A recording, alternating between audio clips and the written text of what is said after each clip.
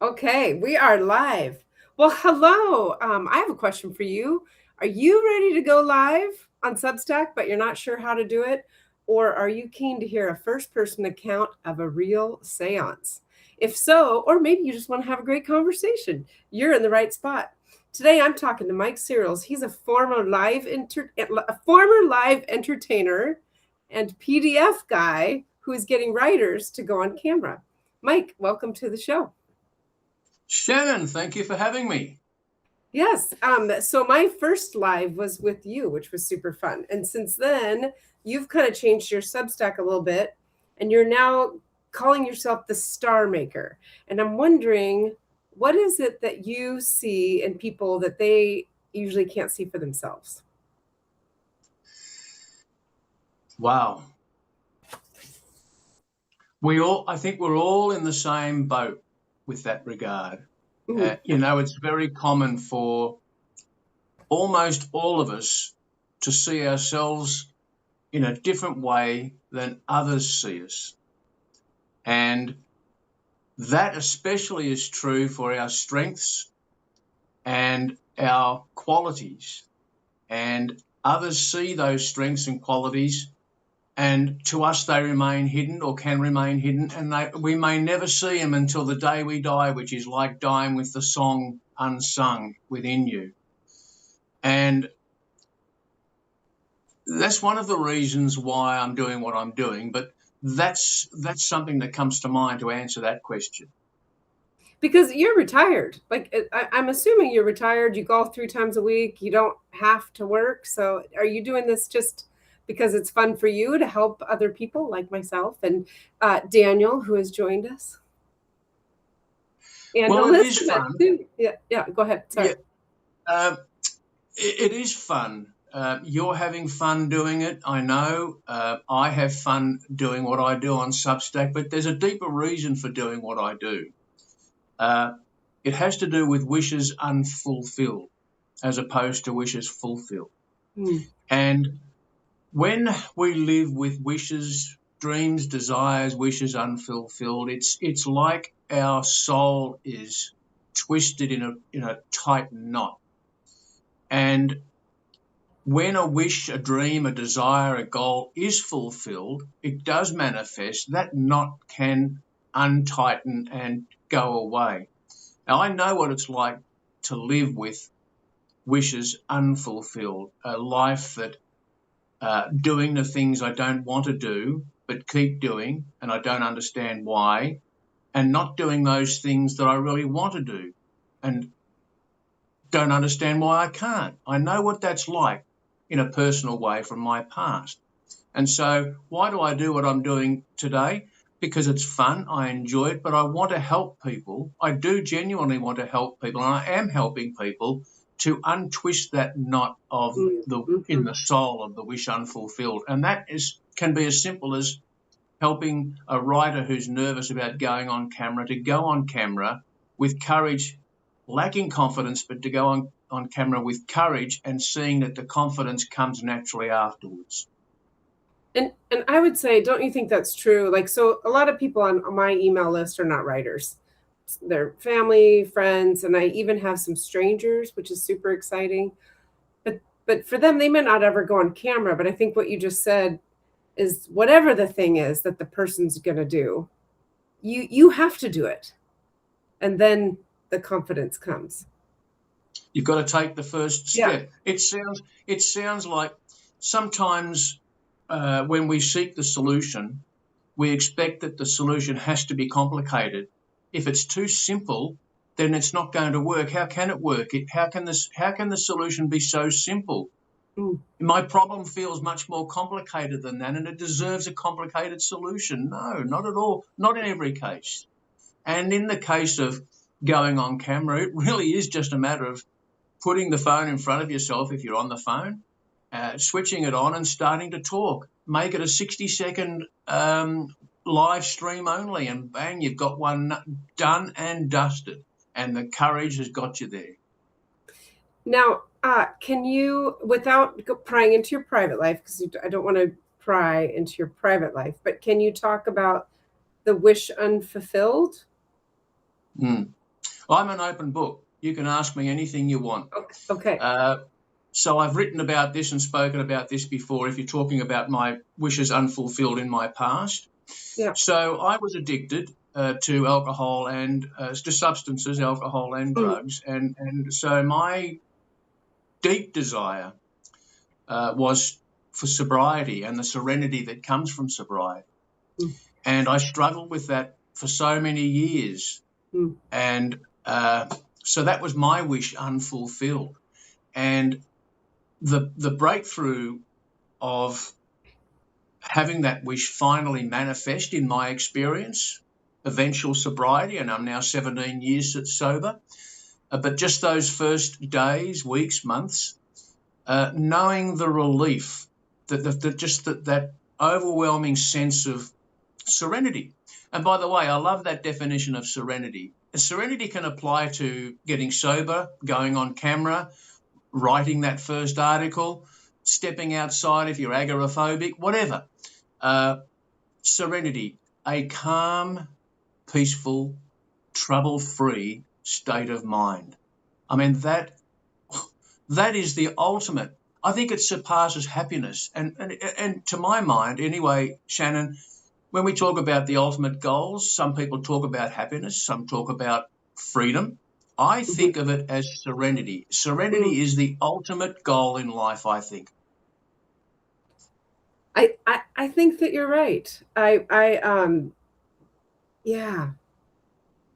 I've talked about this in some of my other podcasts, but we had a lot of death in our family starting when I was really young. And last year, my 60-year-old cousin passed away, and I just turned 56. Yesterday was my birthday. So, Happy birthday. thank you, thank you. So I feel like when you take the time to sort of confront those hard things and to think about serenity and to think about what it is that you really want, it makes all the difference in terms of your happiness and your joy and just surrendering to the things we can't control. Because there's so much of it that we can't control. Well, the Stoics taught it, didn't they? The Stoic philosophers of over 2,000 years ago. Control the controllables, and the rest you've just got to accept. Well, it's actually the Stoic philosophy is embodied in the Serenity Prayer. God grant me the serenity to accept those things I cannot change, courage to change the things I can, and wisdom to know the difference. And by the way, congratulations on 17 years sober. That's incredible. Thank you. Yeah, that's just amazing. So when I was looking through your stuff, you quoted Neville Goddard in your notes about thoughts are things, powerful things, but feel the feeling. Can you tell us more about that? Oh, I'd love to. I was hoping you'd ask. So feeling is the secret. Not the trying, not the effort, but the feeling. So Neville Goddard, the 20th century mystic, died in 1972, was prolific in speaking from the stage and writing short books on his whole philosophy, metaphysical philosophy, which was that imagination creates reality. And so one of his favorite lines was, how would it feel if the wish was fulfilled? Imagine the scene, the future scene, your future self in the scene, your experience of the wish fulfilled, whatever that wish is. What would imply in the future that is different in the experience of the future that you imagine compared to today's experience where the wish is unfulfilled? What's the difference? And imagine a scene. And this is why modern day contemporary students and teachers of Neville Goddard, like, for example, Mr. 2020, that's his actual name, had it changed by Depol, that's a different story. He says that affirmations, why affirmations? Now, okay, Shannon, you could stand in front of the mirror and recite an affirmation to yourself every morning for a year, and nothing could change at all because it's just Yeah. words and thoughts alone. Yeah. But back it by feeling. So where does the feeling come in, Shannon? Imagine the scene in the future of the wish fulfilled. Can we make it really simple? Sure. No, I'll make it real. The story, my family and I were trapped overseas during COVID. We couldn't come back to Australia due to international border lockdowns and all sorts of lockdowns here in Australia as well. We just couldn't get back. And there were other things that were slowing us down from coming back quickly. My wife's visa approval, for example. My wife's Filipino, and we were in the Philippines. So to cut this story short, I thought, all right, this is the thing. This is the wish I want fulfilled, to be able to come back home. And so what was the feeling of the wish fulfilled? The feeling was of sitting in the aeroplane with my wife and daughter, the three of us in one row, and each of us together, we clicked our seatbelt on in the plane. And I heard the click in my imagination. I saw the belt click. I heard the click, and the feeling of ultimate pleasure. And that scene only took 3 seconds to create in my mind and repeat in my mind. And that feeling from the relief of being on the plane, knowing we're going home, that's what I repeated. Well, guess what happened? Against all odds and circumstances, the bridge of incidents, the bridge of the incidents led us to being on the plane, and the three of us sat, and I said, okay, all together, click your belts on, and we came home we were able to fly home to Australia against all the odds. Wow. You know, during COVID, so I'm from Washington State, so you may or may not remember that's when some of the first cases in the United States came out, was a city north of me. And my husband was in New Zealand when we got the call from the governor to go into lockdown. So I was here not knowing if he would get back from New Zealand. So I'm so glad you got home with your family. Yeah, thank you. And likewise with your husband in New Zealand. He was able to. Well, he had a great time. He was there for 2 weeks because it hadn't got there yet. And he's a bagpiper, and he was at the international bagpipe competition in Dunedin. So he had a great time and came home, and but it was so I didn't realize that we were going to talk about sort of this, like, I mean, I guess I would call it manifesting. And I study it, I read books, and I've been following, I've done some classes with Mind Valley, and I've done a Jose Silva class. And I do find that the affirmations are not enough, because your mind, your ego's like, if you're like, I'm a millionaire, your mind's like, no, you're not. Yeah. So how do you bridge that for yourself between, so you did that, you heard the click, but in terms of like, what would you tell our audience that's starting? Maybe they're sitting at, like, so I'm sitting at 300 subscribers, and I want to grow to more. What would be a good way to, what would be the equivalent of the seatbelt click? Perfect. What a great question. Okay, that's the perfect example. So let's quantify more, because more is abstract. More could be 301, or it could be 3001. That's true. So yeah. First of all, quantify and clarify the wish, the desire, the goal. Okay, so okay, let's just 300. Let's say you want to go to 500. Let's say the person, I mean, you or the person wants to go to 500. What would imply that you've now got 500 subscribers? So what would your senses be able to detect in that future tense that you've now got your 500 plus subscribers? There's one obvious one, which would be you look at the dashboard, or you look at your stats on Substack, and you're like, oh, there's 500 people there. Like, I was shocked. Exactly. The first time I had a stranger subscribe, I was like, oh, it's not my mom or my cousin. It's right. I know, right? It is such a look. I still get a buzz, and I'm not into the thousands. My subscribers are at 700. I was about to say only, but I'm not going to say only. No more than would you say only 300, or one of our listeners or viewers would say only 10. Mm. Uh, if you've got 50 subscribers and you filled all of those in a cafe and you were speaking for 20 minutes about your Substack, that's a full audience, Yeah. right? Yeah. So not only 10, not only 50, not only 300, 500, 700. What would imply? Okay, so that's a visual sensory perception of you reaching 500, but beyond that. So what we go now is we go beyond the 500. What would imply 500? The difference having 500 subscribers. Well, maybe it opens up. What do you tell me? I, I'm not sure.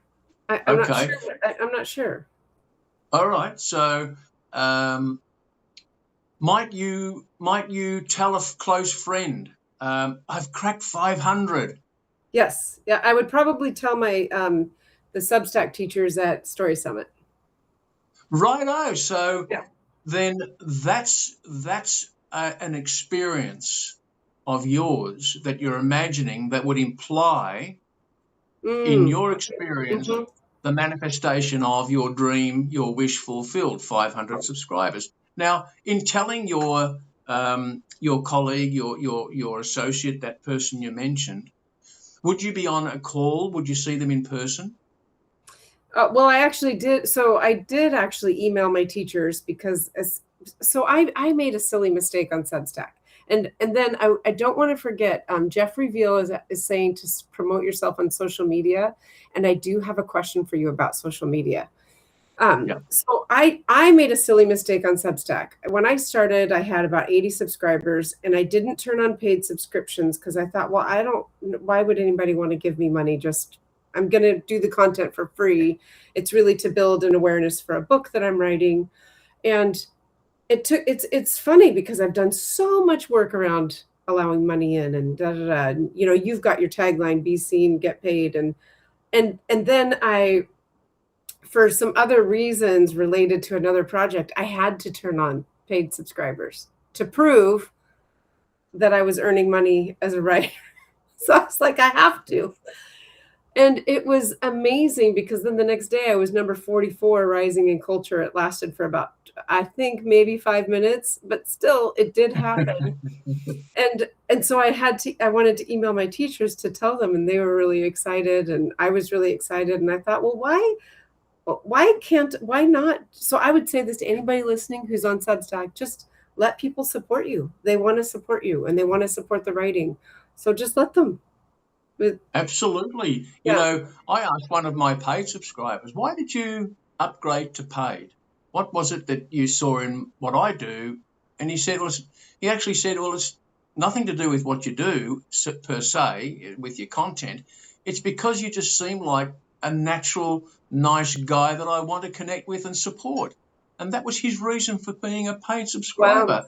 That totally takes the focus off the content, doesn't it? Um, so, all right, you've just to finish off that question, the answer to the question. So the feeling is the secret, and so in your imagination, you have in your mind a 3 second. Only needs to be a 3 second for as long as it takes to put a key in a lock and turn a lock. Is as long as the imagination needs, that scene in your mind needs to be. So it might be the eye contact if you're doing a video call, or Yep. if you're in person, they may shake your hand or put their hand on your shoulder, and you'd feel that and sense that in the physical reality of your experience. Hmm. But this is happening in your imagination, and you capture that. It's like taking a photograph of that feeling. Sounds silly, doesn't it? But it's like taking a snapshot of the feeling, and then you zoom that back to now, right here in the present experience, Hmm. and you assume the feeling of the wish fulfilled right now. You don't have to wonder how would it feel. You just told yourself how it would feel. And you bring that feeling into the right now, and then you go about your day, the next hour, the next 2 hours, the next day, in that state, in the feeling of that state of the wish fulfilled. Now, there's an important point, and I don't want to railroad. You may have a list of questions, I don't know, but there's something very important. Well, there's something important that I have to mention here. Because here's the thing that we stumble with. All right, I can do all that, Michael. All right, I'm listening to Shannon and you explaining the feeling is the secret and imagination but how's it going to happen in the real world? How am I going to get the extra money to pay the bill? How am I going to get that brand new car or that house or that health recovery? Be fixed on the feeling of the wish fulfill, but be flexible on how it happens. Yeah. Don't try and preempt the steps of how it happens. And that's why I like your imagine, believe, and discover. It's the discover phase where you don't force your actions. You act with inspired action. You listen to your intuition. So you read something, you hear something, somebody says something to you, invites you to do something. You must be observing and noticing all of these inputs because they're the signals from the universe that are the how, and that's how you bridge the bridge of incidence between your reality of experience in the here and now and the wish fulfilled. Does that make sense?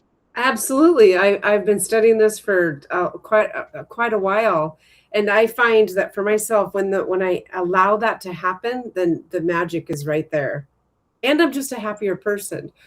But it is hard for me as a Gen X person to undo all of the, for the majority of my life, my success came from the grind, the hustle, working hard, put in the hours. You go after it. As an athlete, I was a soccer player. I mean, you just you work hard, you go extra. And to come into a place of my life now where I'm truly looking for what do you call it? The bridge of what? The bridge of incidence, INC. Yeah. Incidence, ENTS. Incidence. So I can list out a million of those that have happened for me where the way that things came together you couldn't believe, there's no way you could have planned it. So I try to trick myself with evidence from things that have already happened in strange and wonderful ways, if that makes sense. Absolutely it does. And now let's just flip the coin and enter the mind and enter the conversation that's happening inside the mind of the skeptic right now. Oh, but that would, quote unquote, but that would have happened anyway. These bridges of incidents, the bridge between now and then. Yeah. The incident. Oh, but that would have happened anyway. But Michael, you would have got on your flight anyway. The passport would have been approved. The visa would have been approved, which would have, we were anticipating, I think from memory, it was about 18 months that this visa would take to be approved or something like that. And it was approved within weeks. Wow. It was just something out of so the skeptic might say, that would have happened anyway. Well, okay, I guess we can't really know, can we? We can't really know. We have to believe and have faith, one or the other.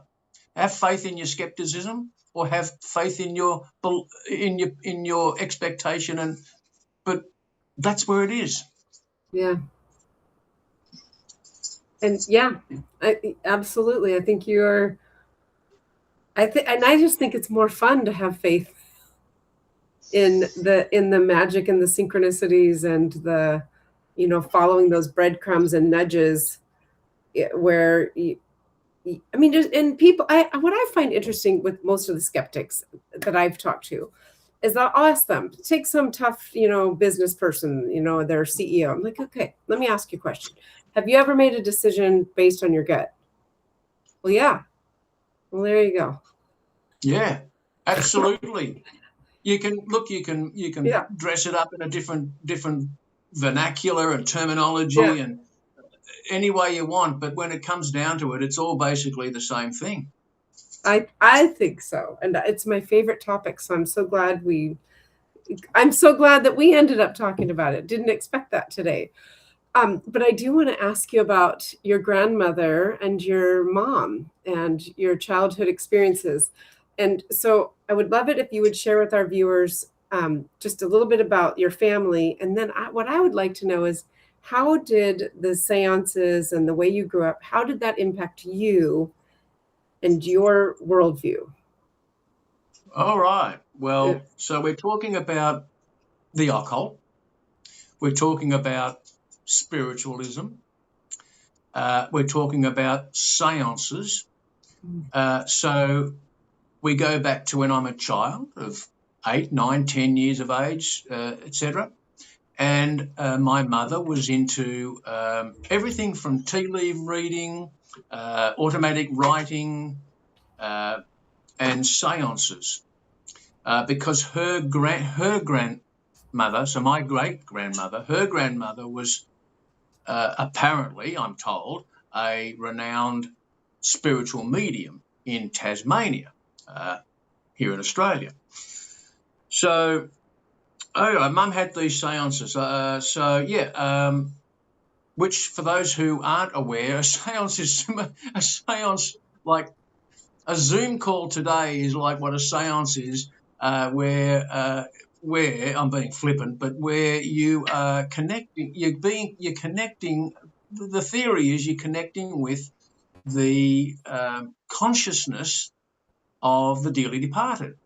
Now that's very controversial, putting it straightforward. You're talking to the dead, so that's about as controversial as you can get.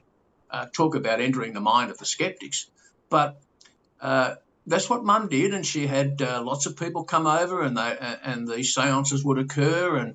And what do you want to know now? Where do you want me to go with this? Well, I'm just curious. So most of us didn't grow up with our family members holding seances. So there's the experience that you had with this happening. And then I'm curious, I mean, you could have gone a number of directions as a child experiencing that. So how did it impact you? Were there gifts that came out of it? Were there lessons learned about, I mean, were there some people that were not truthful in how they did it? Like, how did it impact you as you developed into an adult?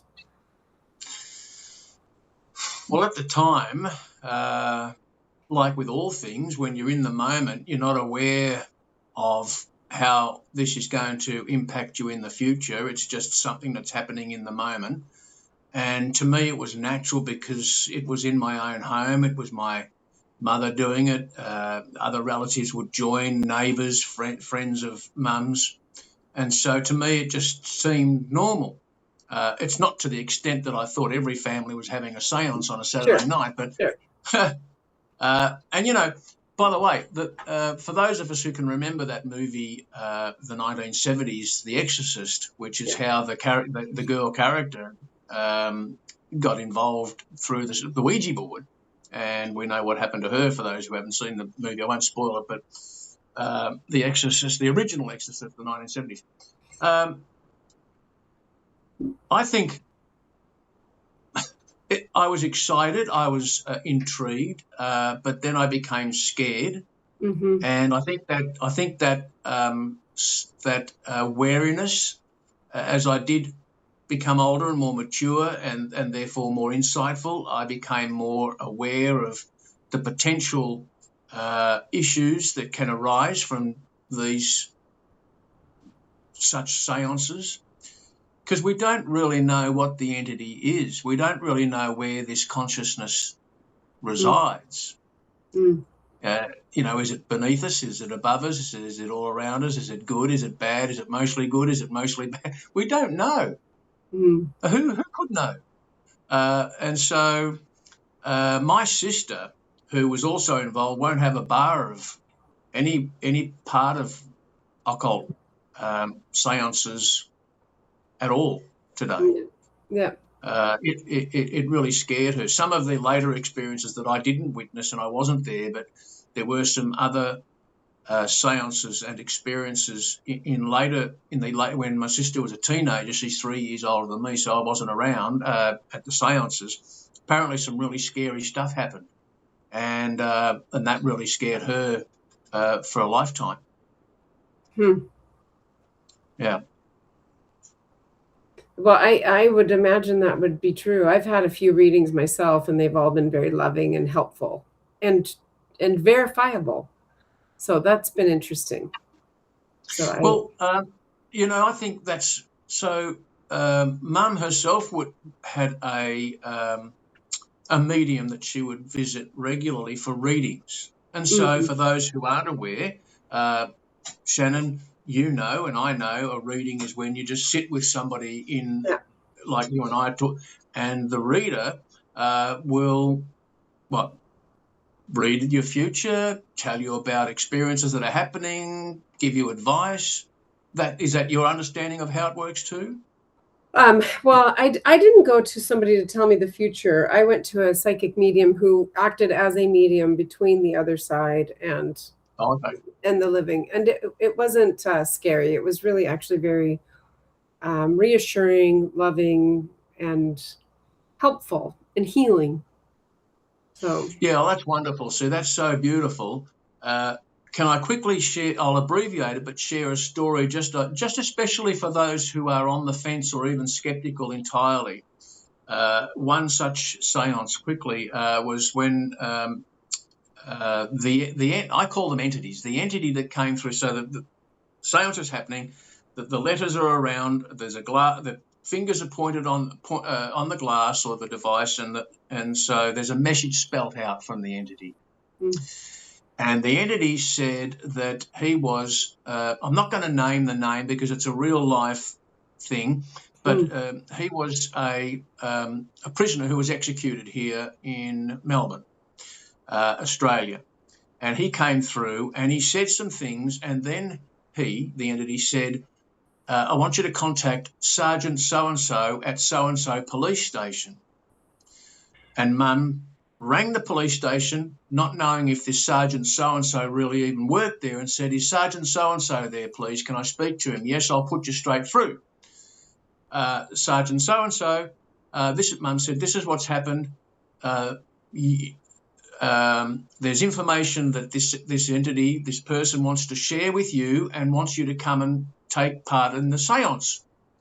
Lo and behold, Sergeant so and so and his offsider in uniform came to our house. Oh wow. Yeah, nights later, and he was quite. Now I was there, and he was quite gruff and short. And he said to my mother, "All right, set this thing up." That kind of tone, Mhm, off. mhm. And the entity came through, and spelled out. There was a number of things that happened, including the sergeant putting his finger on the glass on the device. And he said he made everyone take their fingers off the glass, so it was only his finger on the glass, and it still continued spelling out messages.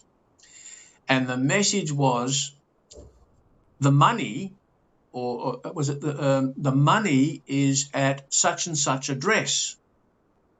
And the sergeant said, "Don't you mean such and such address?" And the entity fired back, "You already know." And at that, the sergeant whipped his finger off. The whole thing was shut up very quickly, and they took off. And that's the story. It was very, very exciting as a kid. Wow, that is exciting. And Yeah. it makes me wonder. I feel like we get messages all the time. But again, you could hear the skeptics that would be like, "Well, that hummingbird was just a hummingbird." But I'm like, no, I think I feel like I've had some hummingbirds have messages from people that have departed or other animals. So, Mike, we're actually at 33 minutes. Wow. And I know what's coming up.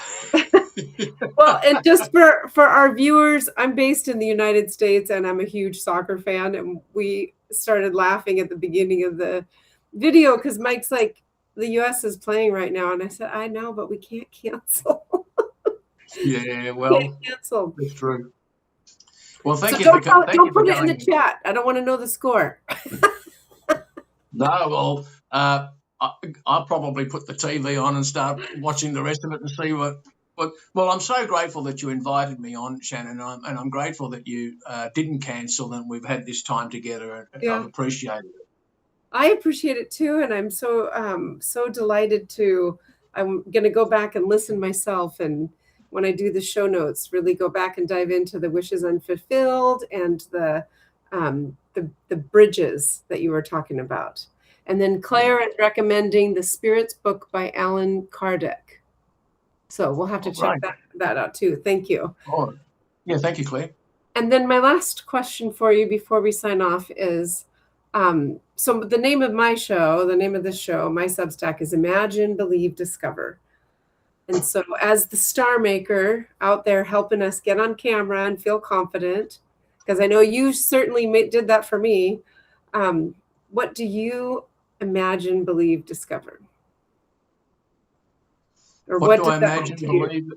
Yeah. What do I imagine, believe, and discover for myself or for others? Or what does that mean? What does that imagine, believe, discover mean to me? Yeah. Okay. Well, Einstein said that imagination is more important than knowledge. And he even said, I wrote it down, he thought imagination is the preview of life's coming attractions. And I love that. And of course, Neville Goddard taught us that imagination creates reality. So to imagine is foreseeing life's coming attractions. Spiritualists might say the future, but however, so imagination is key. If Einstein considered it to be more important than knowledge, well, that's good enough for me. Belief is, Napoleon Hill wrote in his book, Think and Grow Rich, whatever the mind can conceive and believe it can achieve, to an extent. I was talking about this in writing with somebody in a group, and somebody piped back, a skeptic said, so if I believe I'm going to turn into an orange, will I turn into an orange? And I said, you fool, because I don't suffer fools lightly. But then I said, would it feel natural for you to turn into an orange? Mm-hmm. Well, how could he say yes? Well, there's your answer. That's your answer. If it feels, if you have a wish and a dream and you imagine it fulfilled, does it feel natural to you? If it feels natural, then that's your belief. You've just solved the issue of, can I believe it? Will I believe it? You do believe it because it feels natural to you in that moment of experiencing the wish fulfilled. And discover, the discover part of it, this to me means discovering the how rather than preempting what the how is going to be. So not forcing, trying, but waiting. Always wait, because it'll never be late. Waiting for the inspired thoughts and whatever that comes from whatever source, people, hummingbirds. I get inspired action from going out and looking at our lemons growing on the lemon tree, as silly as it sounds. I get incredible a sense of connection with nature. Discover the path and the how to day by day. Be fixed on the feeling of the wish fulfilled and discover the how along the way by opening up and being observant and alert and noticing for the input that comes, which are the signals and the signs of you to take inspired action. And always say yes, never say no. If you've set yourself a desire, may I just finish with this? If you set yourself a desire, you've got the wish fulfilled in your mind, you've set the train of thought in mind, the feeling is real. Now you've started something. If you get an invitation to go somewhere, say yes before you can say no, because that could be the key, as an example. Well, before that, all of that is wonderful, and I'll write that up in our show notes, which also will go out as an email and a post.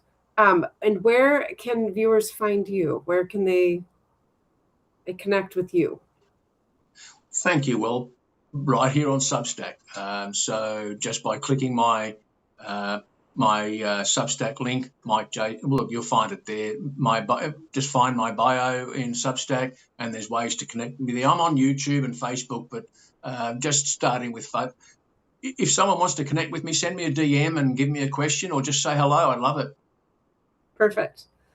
Well, I just want to thank you again for chatting with me today. And I really want to thank you again for helping me have the confidence to get behind the camera. It's just been absolutely so much fun. And a lot of that learning really came from you. So thank you so much. It's a pleasure, and you're doing it so well. Well done. Bravo. Thank you. I have to go now and find out what the score is in this US. You do that. Okay. Take care. Thank you so much. Bye-bye. Bye.